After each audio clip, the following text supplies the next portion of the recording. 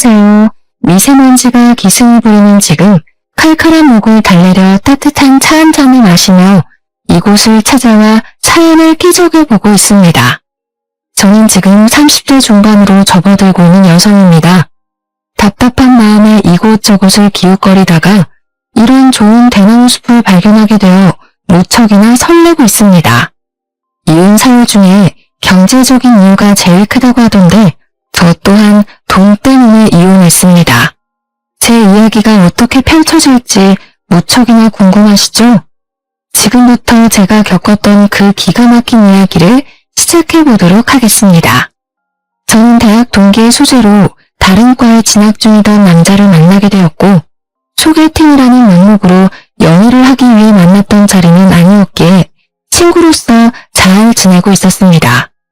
남녀 사이에 친구가 없다고는 하지만 그래도 이 친구와는 취미도 잘 맞고 대화가 잘 통했었기 때문에 호감 정도의 감정을 가지고 친구로 지내고 있었던 건 사실이에요.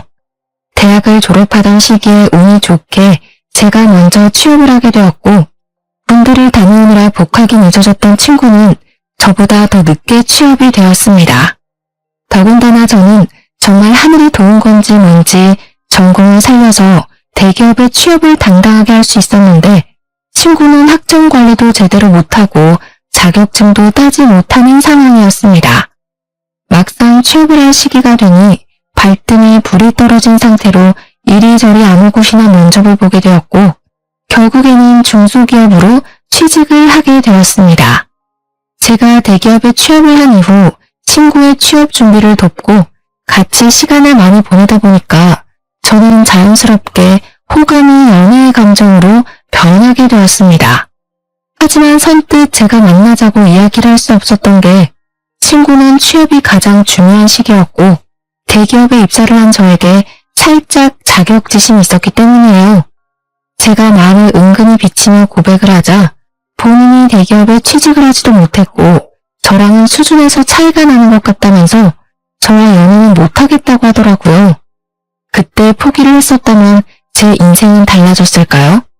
저는 오기가 생겨서 가지지 못한 그 친구를 가지고 싶다는 생각에 1년을 더 쫓아다니고 결국 연애에 성공을 하게 되었습니다. 연애를 시작하니까 좋더라고요. 저에게 보여주었던 자격지심도 많이 사라졌고 저는 남자친구를 위해 기꺼이 을이 되는 연애를 했습니다. 2년을 연애하고 제가 먼저 프로포즈까지 해가면서 결혼을 성공했습니다. 그만큼 제가 좋아했기 때문에 가능한 일이었다고 생각합니다. 결혼을 약속한 이후 당연한 수순으로 양가가 한자리에 모여서 덕담도 하고 가게의 상황을 나누는 상견례를 진행하게 되었는데 시모가 저에게 딱 그러더라고요. 예, 아가. 남자보다 돈 더 많이 번다고 콧대가 높으면 안 된단다. 넌 항시한 사람으로서 남편을 떠받들고 살아야 된다. 알겠니? 너가 좋은 회사에 다닌답시고 우리 아들 무시해서는 안 된다 이 말이야. 옆에서 시부도 고개를 끄덕끄덕거리면서 맞는 말 한다고 거드시는데 저희 부모님 표정이 순식간에 차가워지셔서 저는 이쪽 저쪽 눈치를 보게 되었습니다. 재아가, 우린 너희에게 거는 기대가 많단다. 아무리 요새 세상이 평등하다지만 아직도 시댁이랑 친정을 같은 선상에서 둘 수는 없단다. 알겠니? 항상 시댁 어른들을 깍듯이 모실 줄 알아야 해. 아직 결혼을 결정한 것도 아닌데 말씀이 지나치십니다. 남녀 평등한 사회 아닙니까? 누가 높고 낮음이 없는 사회라 이 말입니다. 그러니 양가에서 관심을 끊어주셔야지요. 시댁이 높고 친정이 낮다는 그런 말은 다 옛날 말입니다. 요즘 트렌드를 모르시네. 그러자 시부의 표정이 뚱하게 바뀌더니 아들이 둘도 아니고 하나밖에 없는데 그럼 며느리도 하나이지 않겠냐고 며느리한테 효도받고 싶다고 대놓고 말하셨습니다. 시모도 그게 뭐가 문제냐는 식으로 자기는 딸 같은 며느리를 원했다면서 앞으로 서로 잘 지내보자고 하셨어요. 그 말이 꼭 저에게 효도를 강요하는 것처럼 들리더라고요. 약간 분위기가 어색해지고 서로 불편한 공기가 흐르기 시작하자 남편이 거기서 수습을 한답시고 서로 효도하면 되는 거라고 한마디 덧붙이더라고요. 저희 부모님께서는 이런 집에 저를 시집 보내는 게 아무리 생각해도 마음에 걸린다면서 상견례 자리가 끝나자마자 저를 말리셨습니다. 하지만 저는 이미 남편에게 푹 빠져버린 상황이었고 너무너무 좋은데 뭘 어떻게 하겠습니까? 부모님 가슴에 대못을 박아버렸습니다. 무조건 결혼을 하겠다고 박박 우겼고 결국 저를 설득하기를 포기한 부모님께서는 당해봐야 정신을 차린다면서 제 뜻대로 진행을 해주셨습니다. 그렇게 삐걱거림으로 시작했던 결혼 생활은 생각보다 훨씬 더 행복했었습니다. 시작이 별로 좋지 않았었기 때문에 걱정을 하고 양가의 눈치를 보면서 시작한 신혼생활이었지만 남편과 계속 함께 지낼 수 있다는 게 행복하게 느껴지더라고요. 하지만 문제는 곳곳에서 터지기 시작했습니다. 제가 대기업에 다니고 있었기에 은행 대출이 훨씬 더 잘 나오는 상황이어서 제 이름으로 대출을 받았었습니다. 대출이 제 명의였기에 자연스럽게 신혼집 또한 남편과 상의 후 제 명의로 얻었는데 시댁에서는 그걸 걸고 넘어지시면서 난리를 치셨습니다. 세아가 지금 네 단독 명의로 집을 샀다는 말이냐? 부부가 합심해서 평생 살 집인데 왜 공동 명의를 하지 않고? 아버님, 그거야 당연히 제 명의로 된 대출이 실현되어서 그렇죠. 계약자 이름이 제 이름이고 또 돈도 제가 구한 게 맞고요. 남편은 괜찮다고 그랬는데 넌 눈치가 이렇게 없어서야. 대출이 잘 나오는 사람이 받는 건 맞지만 집 명의에는 남편 이름도 같이 넣었어야지. 그래야 우리 아들이 단단하게 길을 펴고 살지. 치사하게 꼴랑 단독 명의로 샀다는 게 우리로선 어이가 없구나. 그렇게 시부모님은 명의 문제로 제게 호통을 치셨습니다. 저는 그때부터 살짝 의문이 들기 시작했죠. 그럼 뭐 빚은 제가 다 떠안고 재산은 남편에게 다 주라는 것인지. 저는 선의의 거짓말을 했습니다. 대출자 명의로 집을 사야 해서 어쩔 수 없이 제 명의로 두게 되었다는 식으로 말을 했습니다. 시댁에서는 다행히 부동산 관련해서 무지하신 건지 제 말에 깜빡 속아 넘어가 주셔서 다행히 잘 넘어갈 수 있었습니다. 그러다 결혼을 하고 처음으로 맞이하게 된 제 생일날이었습니다. 특별하게 보내고 싶다는 생각이 들어서 마음벌의 준비를 했죠. 호캉스 패키지가 꽤 잘 나오는 시기여서 저는 남편과 호캉스를 갈까 싶어 제가 다니는 대기업 계열사 호텔에 할인까지 받아서 예약을 했답니다. 물론 호캉스 패키지만 예약하긴 아쉬워서 야경이 끝내준다는 호텔 레스토랑까지 예약을 전부 끝낸 상태였습니다. 남편과 룸을 체크인할 때까지는 아무 문제가 없었는데 문제는 밥을 먹을 때였어요. 레스토랑에 들어서자 직원이 묻더라고요. 예약잡은 혹시 5인 예약하셨는데 1인분은 아직 안 오신 걸까요? 저는 예약에 무슨 문제가 생긴 건가 싶어서 아니라고 2인이라고 대답을 했는데 오히려 직원이 당황하면서 5인으로 예약을 변경하지 않았냐고 되묻더라고요. 저는 놀래서 남편을 바라봤는데 다급하게 남편이 저 멀리 손짓을 하더라고요. 저기 오네요. 지금 막 도착했거든요. 네, 맞아요. 다들 예상하셨다시피 시부모와 신우까지 신나게 걸어오고 있더라고요. 우리가 좀 늦었나? 하면서 다가오는데 제가 너무 놀라고 황당해서 이게 뭔가 싶어서 멍하니 바라만 보고 있었습니다. 그러자 시모가 제 팔을 툭 치면서 그러시더라고요. 예, 너는 생일이면 당연히 시댁 식구들을 먼저 챙겨야지. 둘이서만 보내려고 쏙 준비하는 게 말이 되니? 다른 사람 생일도 아니고 제 생일인데 남편이랑 둘이서 분위기 잡고 휴식을 취하려고 하는 게 잘못된 일인가요? 거기다가 그걸 방해하러 온 시댁 식구들까지 이해가 가질 않았습니다. 제가 너무 어이가 없어서 남편을 빤히 쳐다보고 있었는데요. 남편이 웃는 얼굴로 저한테 이렇게 말하더군요. 당신 생일인데 특별하게 다 같이 모이면 더 좋잖아. 함께 보내는 생일이 더 기억에 남는 법이지. 우리 부모님도 동생도 호텔 구경시켜줄 겸 당신 생일도 축하해주고 완전 일석이조잖아. 이런 멍청한 남편의 말 한마디에 숨이 턱턱 막히기 시작했습니다. 이왕 이렇게 된 거 밥만 먹고 피곤하다는 핑계로 빨리 헤어져야겠다 생각을 하고 있었는데 망할 신우가 어이없는 소리를 하더라고요. 언니, 이 호텔 수영장이 그렇게 유명하다면서? 무슨 인피니트 풀이 어쩌고 하던데. 그래서 나 수영복 챙겨왔잖아. 내일 아침에 수영하고 조식 먹고 체크아웃하면 딱이겠다. 그치? 아싸, 너무 재밌겠다. 여기 비싸서 평소에 와보고 싶었는데. 시연이 땡큐. 그제야 신호를 보니까 짐을 산더미처럼 들고 왔더라고요. 남편이 우리가 호캉스를 하기로 했다고 말을 한 건지 신나서 방방 뛰는데, 아니 제 생일인데 도대체 왜 신우가 수영하고 노는 꼴을 봐야 하는지, 그 뒤치다거리를 왜 제가 해야 하는지 진짜 기가 막혔습니다. 다른 날도 아니고 제가 결혼하고 처음으로 맞이하는 생일날이었는데요. 게다가 그 비싼 호텔 레스토랑 식사값을 시부모가 계산해준 것도 아니었습니다.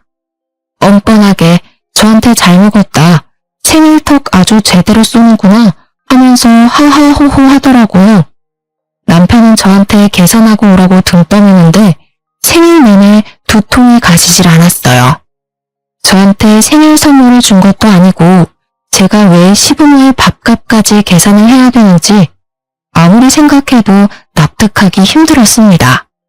이런 게 빨대 꼽힌 건가 싶더라니까요. 심지어 시부모님이 호텔 구경하고 싶다면서 제가 예약한 룸까지 따라 올라오는 게 아니겠습니까? 점점 가관이구나 싶어서 어디까지 하는지 지켜보고 있었습니다. 당연히 남편과 둘이 보낼 생각이었기 때문에 더블 침대가 하나 있는 방을 잡았는데 방 구경을 하던 신우가 그러더군요. 얘는 방을 잡아도 이렇게 작은 방을 잡았어? 우리는 잘 곳도 없겠네. 그냥 가야겠다. 다음에는 큰 방으로 얻어서 다 같이 지내자. 알겠니? 제가 기가 막혀서 대답도 않고 있는데 호텔 룸에 들어가면 미니바가 있잖아요. 이쁘게 전시된 와인과 유리잔들 말이에요. 공짜가 아니라서 뜯기만 해도 전부 추가 계산해야 되는 것들인데 하필 시부가 거기서 연장을 지르는 겁니다. 이야, 이거 비싼 술인데 잘 됐다. 이번 기회에 먹어보자. 내가 술에 대해 관심이 없는 사람인데도 저건 안단 말이지. 며느리가 효도 제대로 시켜주네. 다들 이거 한 잔씩만 맛봐봐. 이게 얼마나 맛있냐면 거기서부터 시작이었습니다. 시부가 잡아든 술은 위스키였어요. 꽤 독한 술인데도 냅다 열어서는 와인잔에 콸콸 따라서 한 입 털어넣더라고요. 두 눈을 의심했습니다. 그게 얼마나 비싼지 예상이 안 돼서 손이 달달 떨려왔어요. 아버님, 그거 다 돈 내고 마셔야 하는 건데 그렇게 뜯어버리시면 어떡해요? 참다 제가 한마디를 했더니 시부가 두 번째 잔을 따르면서 껄껄 웃는 겁니다. 대기업 다니는 우리 며느리 생일인데 당연히 이 정도는 며느리가 쏘는 거 아니냐? 효도가 별거야. 이런 걸로 하는 거지. 아무튼 우리 며느리 한 잔만 하고 갈 테니까 쉬어. 그러더니 그 자리에서 한 병을 모조리 다 마시는 게 아니겠습니까? 그 술을 다 마실 때까지 신우는 자기 침대처럼 저희 부부가 사용할 침대에 씻지도 않고 누워서 휴대폰 게임을 하고 있었고요. 신우는 TV 채널 돌리면서 이게 재밌네 저게 재밌네 내내 남편 붙잡고 이야기를 하고 계셨습니다. 저는 난장판이 되어버린 호텔룸을 보면서 좌절과 절망을 고스란히 느끼고 있었고요. 술을 끝까지 드신 시부는 취한 것 같다고 운전을 못하겠다고 하시더라고요. 생각해보니 시부가 차를 끌고 왔는데 냅다 술부터 드시고 본 거죠. 저는 대리를 부르려고 했는데 시부가 자기 차를 남에게는 못 맡긴다면서 남편에게 데려다 달라고 하는 게 아니겠습니까? 그런데 진짜 우리 남편도 경우가 없긴 매한가지였네요. 시부한테 차 키 달라고 하면서 대리비도 아까운데 자기가 데려다 주겠다고 시부모를 챙겨서 나가는 게 아니겠습니까? 그리고 신우는 도대체 왜 버티고 있는 건지.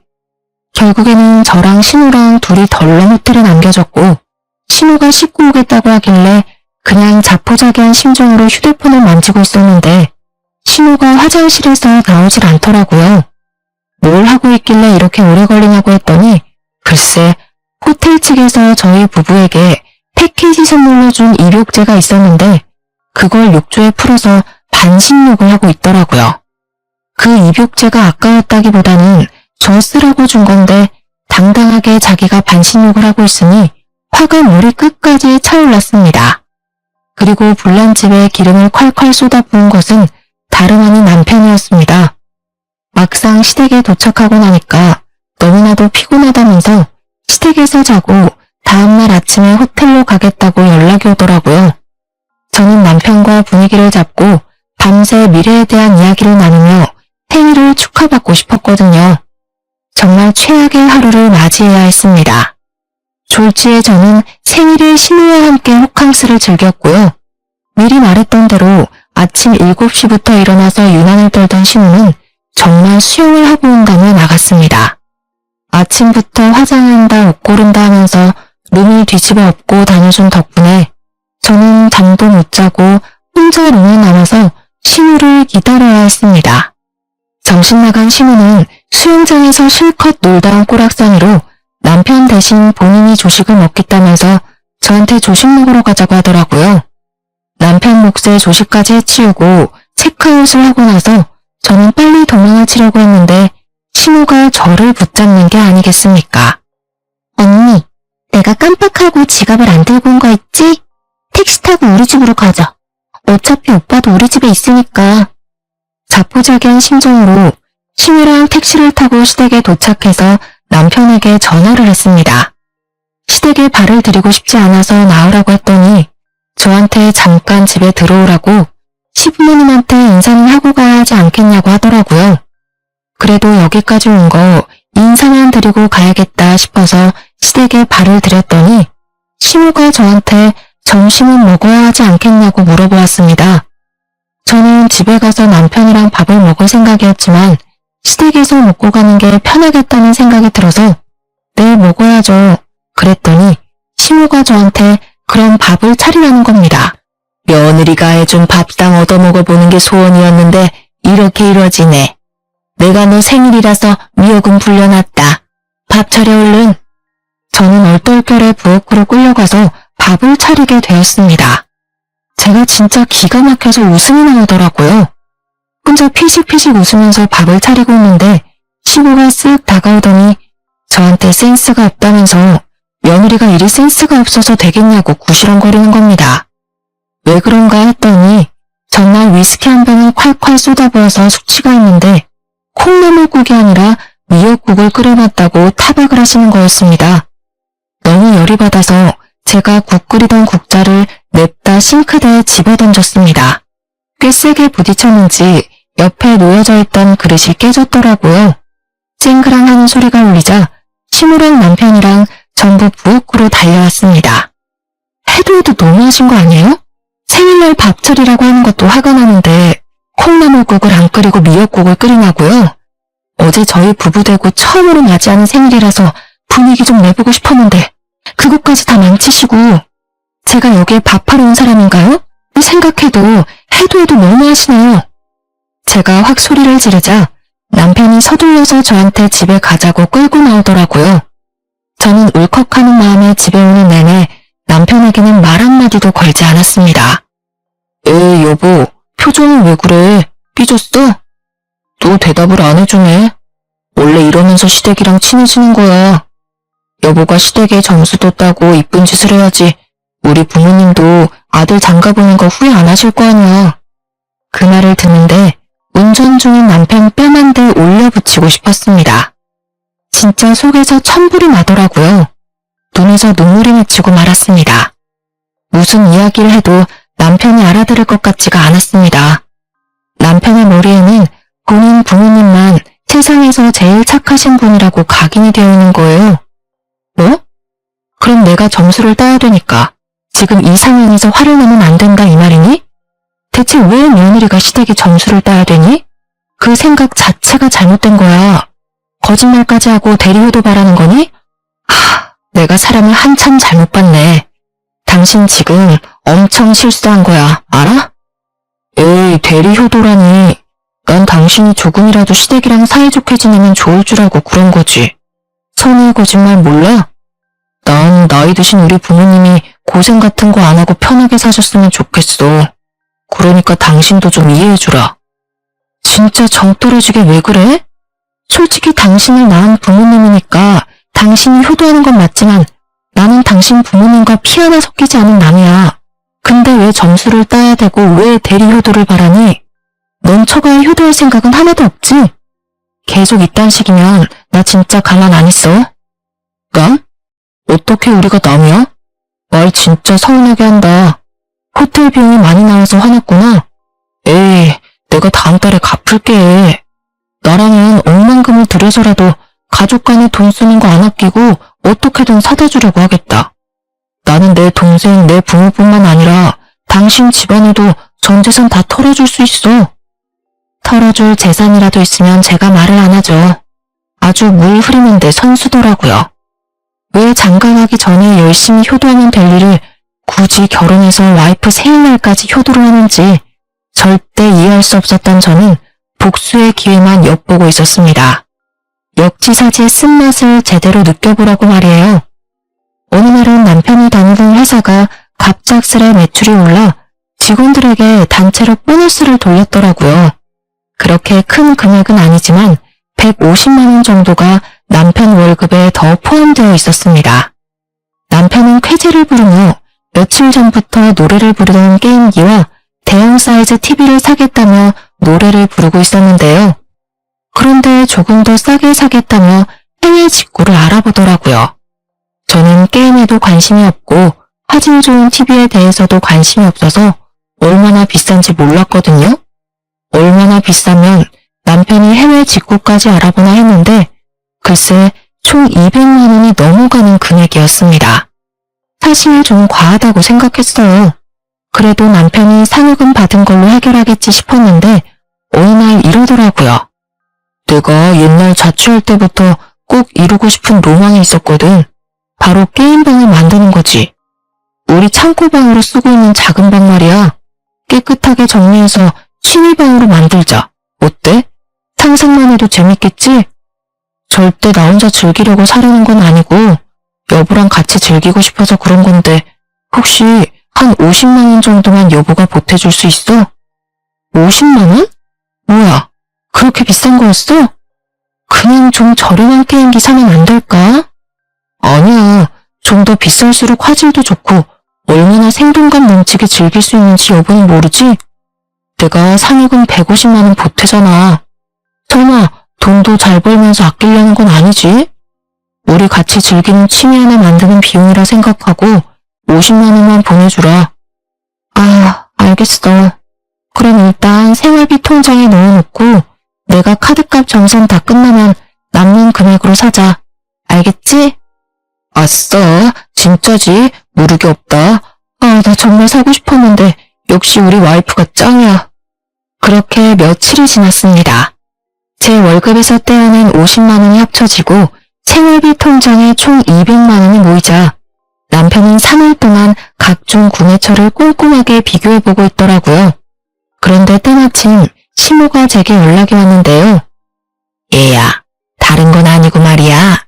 나이가 드니까 하나씩 골병이 드는데 다른 건 몰라도 청소하기가 너무 힘들구나. 요즘 로봇 청소기가 그렇게 잘 나온다고 하던데 하나 있으면 좋을 것 같구나. 너 돈도 잘 버니까 하나만 구매해서 보내다오. 나이 들고 골병 나서 병원비 몇백 드는 것보다 낫지 않겠니? 좋은 게 좋은 거다 생각하고 좀 사줬으면 하는구나. 어머님, 그런데 로봇 청소기 사용하실 줄은 아세요? 휴대폰으로 조작하셔야 되는데 아마 힘드실 텐데. 어머, 얘 좀 봐. 그게 뭐 어렵다고. 네가 사주면 아까워서라도 쓸 거야. 그건 걱정하지 말고 한 100만 원짜리 로봇 청소기가 좋을 것 같은데. 그게 자동으로 걸레도 빨아준다네. 나도 다 알아보고 사려는 거야. 그러니까 꼭 내가 말한 모델로 사야 한다. 오? 아, 알겠어요. 그럼 최대한 빨리 배송시킬 테니까 시댁에 도착하면 연락 한번 해주세요. 어머, 난 너가 한 번에 오케이 할 줄 몰랐는데 역시 대기업 다니는 며느리는 다르구나. 옆집 현수 엄마는 며느리한테 사달라고 졸라도 안 사준다던데. 내가 며느리 하나 잘 골랐다니까 정말. 시모의 부탁에 전 난 서심없이 사주겠다고 약속했어요. 당연 남편이 받은 상여금을 쓰려는 생각으로 약속한 거죠. 때마침 역지사지를 제대로 보여줄 기회라고 생각했거든요. 어찌나 상상만 해도 통쾌하던죠. 일부러 남편이 먼저 결제할까봐 미리 선수 쳐서 로봇 청소기를 결제했네요.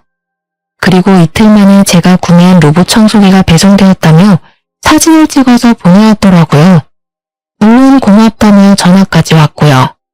때마침 남편이 퇴근해서 집에 와 있었고 남편도 들을 수 있게 통화 소리를 키워서 통화했죠. 예, 흠집 하나 없이 잘 도착해서 딸 도움받아서 어플까지 다운받고 쓰고 있단다. 세상 정말 좋아졌다니까. 이제 구역 정해놓으면 이게 알아서 막 청소를 시작하는데 아주 내 속이 다 시원하구나. 이제 허리 아프게 바닥 청소 안 해도 돼서 친구들이 날 얼마나 부러워하는지. 아니 이게 다 너 덕분이구나. 어머 그래요? 다행이네요. 그런데 그거 제가 산 거 아니에요. 남편이 회사에서 이번 달 보너스 받은 걸로 산 거예요. 남편이 효도하고 싶다고 선뜻 사자길래 최고로 비싼 모델 사드린 건데 마음에 드세요? 뭐? 우리 아들이 샀단 말이니? 아니 넌 돈도 잘 버는 애가 왜 돈을 아끼고 그러니? 난 너한테 사달라고 그랬지 우리 아들한테 사달라고 한 적 없잖니? 어머, 어머님도 참? 허리가 안 좋아서 청소하기 힘들다고 그러셨잖아요. 이럴 땐 자식된 도리로 응당 필요한 거 사드려야죠. 제가 마침 대출금 낸다고 모아둔 돈이 한 푼도 없어서 남편 상여금 받은 거 좀 썼어요. 그래도 청소기 만족하시죠? 아유, 이거 이미 뜯어서 환불도 안 될 텐데 내가 며느리 장난에 당했구나. 다음에 절대 그런 짓은 하지 말거라. 알겠니? 끊는다. 그렇게 통화를 마쳤더니 남편이 저를 빤히 쳐다보더라고요. 속으로 설마 그 돈을 다 썼어? 하는 표정으로 말이에요. 그래서 확인 사살을 시켜주기 위해 얼른 생활비 통장 잔액을 확인해보라고 그랬죠. 정확히 200만 원이 사라진 내역을 본 남편이 빨개진 얼굴로 야! 라고 크게 소리를 지르더라고요. 여보, 장난이지? 빨리 돌려놔. 나 진짜 오늘 저녁에 진짜 결제하려고 그랬단 말이야. 응? 장난 아닌데? 왜? 시부모님이 몸이 안 좋으셔서 로봇 청소기가 필요하다는데 그럼 안 사줘? 당신이 나한테 그랬잖아. 효도하고 살아야 된다고. 그리고 같이 쓰면 더 좋을 테니까 내가 특별히 친정에도 같은 모델로 선물해줬어. 나 착하지? 뭐? 그럼 100만 원짜리를 진짜 2개씩이나 샀단 말이야? 당신 진짜 왜 그러냐? 나 정말 2년 전부터 이거 사고 싶었는데 알고도 이런 짓을 꾸며? 이런 짓이라니 말이 너무 심하다? 내 생일날 당신이 나 몰래 가족들 주렁주렁 달고 나서도 내가 화 한 번 안 냈잖아. 다 시부모님한테 점수 따는 거라고 오히려 좋은 거라고 그랬잖아. 그리고 친정 부모님도 쓰고 다 같이 쓰면 더 좋잖아. 아니야? 우리 부모님도 사위가 사주는 거라고 하니까 얼마나 얼굴이 환해지던지. 당신이 봐야 된다니까. 특별히 내 돈도 50만 원 보탠 거니까 너무 억울해하지 않아도 돼. 당신 참 속 깊은 사위라고 친정에도 점수 따게 해줬으니까. 나한테 오히려 좋아야 되는 거 아니야? 아니, 그건 그 뜻이 아니라고. 시댁에만 잘하면 되지. 꼭 처갓집까지 똑같이 사주냐? 너 저번에 호텔에 가족들 데려간 걸로 나한테 안 갚음하려고 그런 거지? 와, 내가 속았네 속았어. 완전 사기 결혼 당한 기분이야. 뭐? 지금 사기 결혼이라고 그랬니? 그럼 나는 어떻겠어? 난 내 생일날에 시부모님 모시면서 쓰지도 않아야 될 돈 써가며 효도했는데 이건 사기 결혼 아니야? 역지사지 당해보니까 얼마나 잘못했는지 이제 좀 알겠냐? 난 너가 엄청난 효자라서 이런 건 웃으면서 가볍게 넘어갈 줄 알았는데 게임기 하나의 얼굴에선 사기 결혼이니 뭐니 운운하는 거 보니까 꽤 어이가 없네. 끝까지 효자 컨셉으로 갈 거면 겨우 이딴 일로 억울해하지를 마. 제 말에 대답을 하지 못한 남편은 울분을 토하며 집을 뛰쳐나갔습니다. 자기가 생각해도 화를 내면 안 되는 상황이란 걸 깨달은 거죠. 분명 본인이 효도하는 게 최고라고 오히려 시댁에 점수 따서 좋지? 라고 말했던 과거의 말들을 주워 담을 수는 없으니까 말이에요. 그리고 한날은 신우가 저더러 백화점 같이 가자고 연락이 온 겁니다. 또 뭔가를 사달라고 하겠거니 예상은 했습니다. 역시나 제 예상은 정확히 적중했죠. 어머, 당연히 선물 사줄 거라 생각해서 쥐가 만들고 왔는데요. 10만 원밖에 안 하잖아요. 사주세요. 네, 이렇더라고요. 그래서 모든 걸 내려놓고 신우가 사달라는 거 전부 사줬습니다. 남편의 신용카드로 말이에요. 마침 할인 들어가는 주유카드가 필요해 남편 신용카드를 한 장 들고 있었거든요. 장장 3시간 동안 5층부터 10층까지 싹 도는 동안 결제한 금액은 정확히 180만 원이었어요. 싱글벙글 웃으면서 새언니 최고 그러더라고요. 카드 결제 문자가 연속해서 전송이 되었는지 남편이 바로 전화를 하더라고요. 너 무슨 백화점에서 카드를 이리 긁었어? 장난해? 나보다 돈도 많이 벌면서 내 카드는 왜 쓰는데? 네 동생 선물 산 건데 언제든 가족 간에 돈 쓰는 걸 아끼면 안 된다며. 한도 다 써가면 다른 신용카드 주면 되겠네. 너희 소중한 여동생이 사달라는데 사주기 싫어? 그러니까 씩씩거리면서 왜 다 일시불로 샀냐고 할부로 사지 그랬냐고 말을 바꾸더라고요. 사실 남편 월급이 저보다 100만 원 넘게 작아서 지금 남편은 카드값 때문에 손이 벌벌 떨릴 거예요. 그래도 별 수 있겠어요? 본인이 내뱉은 말이니 끝까지 책임을 져야죠. 그 이후로도 시댁 식구들의 무리한 요구가 있을 때마다 전부 남편 명의의 카드로 해결했어요. 따져봤자 남편이 할 말이 있겠어요? 가족을 위해서라면 전 재산도 줄 수 있다고 그랬잖아요. 그리고 웃긴 건 시댁 사람들이 꼭 남편한테 연락 안 하고 저한테 필요한 걸 내놓으라고 전화하더라고요. 매번 말끝마다 대기업 며느리 하면서요. 돈 많은 사람이 베풀어야 되는 건 당연한 거라면서 호의를 당연한 권리처럼 생각했습니다. 점점 이혼을 마음속에 품고 살기 시작했어요. 결혼 1년 만에 각방은 물론이고 서로 저녁도 따로 해결하는 지경에 이르렀습니다. 서로의 가족에게 잘하면 뭐합니까? 부부 사이가 최악으로 치닫고 있는데 실망이 너무나도 커서 일주일 동안 한마디도 안 한 적도 있었어요. 그렇게 냉전 상황을 한 달 정도 유지했을 때 지방에 계신 친정엄마한테서 전화가 왔는데요. 딸, 이서방이 급하게 돈 필요하다고 전화했다며? 얼마나 필요하니?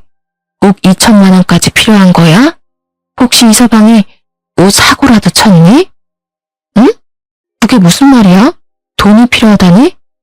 나도 정확하게 못 들었는데 너네 아빠가 이서방이 전화와서는 생활비가 쪼들린다면서 이대로만 파산하겠다고 울면서 전화가 왔다던데 몰랐니? 최소 2천만 원은 필요하다고 그러던데. 뭐? 2천만 원? 그게 무슨 말이야. 집도 내 명의로 대출받은 거고 그렇게 큰돈 나갈 게 없는데. 서로 얘기가 안 된 거니? 혹시 너네 싸웠어? 우리도 2천만 원이 너무 큰 금액이고 못 준다고 연락한 건데. 통화를 끊고 곰곰이 생각해봤어요. 시부모님과 신우가 사달라는 걸 전부 남편의 개인카드로 사용하긴 했는데 파산까지 고려할 정도는 아니었거든요. 다 합쳐도 기껏해야 300만 원 정도였지 2천만 원은 말도 안 되는 금액이거든요. 신혼집 대출도 제가 내고 있는데 대체 무슨 2천만 원이 필요하단 말입니까? 저는 저녁에 퇴근한 남편에게 대뜸 물었습니다. 당신 친정에 전화했어? 어이 참, 장인어른도 입이 가벼우시네. 그걸 바로 얘기하냐? 진짜로 전화했다고? 아빠한테 2천만 원 빌려달라 했다며? 그런 큰 돈이 왜 필요한 건데? 그리고 나한테 왜 물어보지도 않고 전화해서 돈 내놓으라고 하면 어떡해? 당신 뭐, 나 몰래 도박해? 아니, 그게 사실 여동생도 곧 시집을 가야 되는데 이 기집애가 모아둔 돈이 있어야지. 연애는 1년밖에 안 했는데 그 기집애랑 결혼한 남자가 글쎄 중소기업 대표란다. 그래서 결혼식은 꼭 진행해야 되는데 그쪽에서 조건을 건 거야. 결혼식 비용이랑 신혼여행 비용으로 최소 2천만 원은 여동생이 해오기로 말이야. 뭐? 그럼 신우 결혼식 비용으로 우리 친정이 2천만 원을 빌리려 한 거니? 그것도 나한테 한마디 말도 없이? 에이, 너한테 말하면 너가 또 싫다고 바락바락 대들면서 거절했겠지. 좋게 생각해. 여동생이 시집 한 번 잘 가면 우리한테 콩고물 떨어질 줄 알아?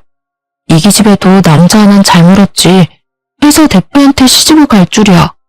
당신도 기회라고 생각하고 2천만 원 빌릴 수 있으면 좀 빌려주라. 지금 장난해? 내가 왜 그래야 되는데? 말 같지도 않은 소리 그만 좀 해. 아, 또 단박에 자르네. 내 말 좀 들어보라니까. 진짜 신원도 확실해. 외제차도 3대나 가진 부자라고. 영 불안하면 내가 차용증까지 쓸 테니까 제발 2천만 원만 좀 부탁하자. 응? 저는 더 이상 말을 잇지 못하고 남편 등짝을 퍽퍽 쳤습니다. 그리고 꼴도 보기 싫어서 신혼집에서 쫓아냈죠. 남편은 하는 수 없이 나가더니 시댁에서 자는 것 같았습니다. 그리고 친정에는 2천만 원 줄 필요 없으니 무시하라고 말해뒀고요. 그런데 다음날부터 시모가 난리를 치는 겁니다. 돈 나올 구멍이 저희 친정밖에 없다는 이유로 돈을 요구했습니다. 뭐 가족끼리 필요하면 빌려줄 수야 있죠. 그런데 남편과 시모의 태도가 불만인 겁니다. 거의 날강도가 따로 없어요. 처음에 남편이 친정에 말도 안 하고 돈 빌리려다 딱 걸린 것도 모자라서 이젠 당당하게 돈 달라고 하는 것 좀 보세요. 여러분도 어이없으시죠? 제가 왜 이혼을 안 하는지 말이에요. 저도 이미 콩깍지가 벗겨진 지는 오래였고 남편에 대한 정도 다 사라진 지 오래예요. 그저 적당히 이혼할 기회를 엿보고 있었습니다. 이혼이 서로 합의가 안 되면 소송까지 가야 되고 그럼 저는 돈과 시간을 쏟아부어서 이혼해야 되니까요. 그래서 조용히 있었던 겁니다. 가만히 있으면 먼저 이혼하자는 소리가 나올 것 같았거든요. 아니나 다를까 2주 정도 무시했더니 드디어 한 통의 문자가 도착했습니다. 전화를 안 받으니까 문자로 왔더라고요. 이년아, 우리가 갚는다잖니 이 쫌생이 같은 거사. 사돈은 가지고 있는 농지만 팔아도 2천만 원 충분히 만들 수 있지 않니? 그런데 왜 안 빌려줘? 너 같은 독한 년은 나도 필요 없다. 돈 안 빌려줄 거면 이혼해. 넌 처음부터 마음에 안 들었어. 문자를 받자마자 남편에게 그대로 보냈습니다. 1분 만에 전화가 오더라고요. 너네 엄마가 이혼하라네? 넌 어떻게 생각해? 이혼이 애들 장난도 아니고 그냥 돈만 빌려주면 끝날 일인데 왜 자존심 피워서. 미안한데 상황 파악 못하니? 이혼할 거면 빨리 정해. 합의 이혼할지 아니면 소송 이혼할 거니까 그렇게 알아. 뭐? 소송? 당신 그렇게 이혼이 쉽니? 이런 건 이혼 사유 축에도 못 껴. 우리 엄마가 뭐 구박을 했니? 아니면 시집살이를 시켰니? 지금 네 태도가 너무하다 생각 안 해? 왜 이혼 사유가 안 된다고 생각해? 생일날 거짓말치고 시부모 데려온 너랑 사사건건 나한테 하나라도 더 뜯어먹으려는 시댁이랑 친정에 2천만 원까지 빌려달라는 너 같은 놈 때문에 소송은 아주 손쉽게 끝날 것 같은데? 아니야? 아, 너 진짜 독하구나. 됐고, 이 집은 내가 대출받아서 들어오고 내 명의니까 넌 그냥 문만 나가. 알겠어? 합의 이혼한 걸로 알고 시댁엔 네가 말해. 니네 엄마가 이혼하자고 말 꺼내서 이혼당한 거라고 시댁 가서 똑똑히 전해. 한번 마음을 먹고 일을 진행하니 일사천리로 모든 것이 이루어지더라고요. 남편 물건과 옷가지들 전부 다 시댁에 보내버렸고 그 이후로 시모와 시모가 번갈아 전화가 왔는데 딱히 말씀드릴 필요는 없겠네요. 저에게 독한 년, 혼자 살아서 얼마나 잘 되는지 보자 라는 내용이 다였거든요. 어떻게 보면 다행이죠. 아직 애도 없고. 회사도 달라서 이혼 후에도 전 남편과 불편하게 계속 마주칠 일도 없고요. 또 회사를 그만두지 않아서 다니던 대기업에서 일을 악물고 일했답니다. 제가 사주를 또 믿는 편인데 33살 이후로 막힌 운세가 좀 핀다고 그러더라고요. 우연인지 모르겠지만 32살에 이혼을 했고 잘못된 인연으로 막혀있던 제 운이 탁 하고 튀었나 봐요. 회사에서 프로젝트도 성공적으로 이끌어서 같은 연차인 동료들 중 승진을 가장 빨리 했네요. 이혼이 원동력이 돼서 매일 일에 미쳐 살았더니 월급이 더 빨리 오르더라고요. 요새는 돈 모으는 재미 하나로 살고 있네요. 그렇다고 너무 일만 하지는 않고요. 주말마다 근교에 카페를 놀러 가거나 최근엔 취미로 클라이밍을 배우고 있어요. 그리고 주제넘는 말일 수는 있겠지만 모든 게 지나고 보니 비록 콩깍지가 씌었지만 한 사람을 사랑해서 결혼까지 했다는 거에 후회는 없어요. 그 사람 덕분에 오히려 저 스스로 깨달은 게 많아요. 저는 혼자서 더 잘 살 수 있는 사람이었어요. 누군가에게 의존하려는 사람이 아니었던 거죠. 이혼하면 더 불행해지는 거 아닐까 겁내는 사람들도 많던데 저는 독립적인 성격이라 결혼하면 더 불행해지지 않았을까 생각해요. 아, 그리고 전 남편 여동생 있잖아요. 중소기업 대표랑 결혼한다고 난리치더니만 그 남자 순 사기꾼이었대요.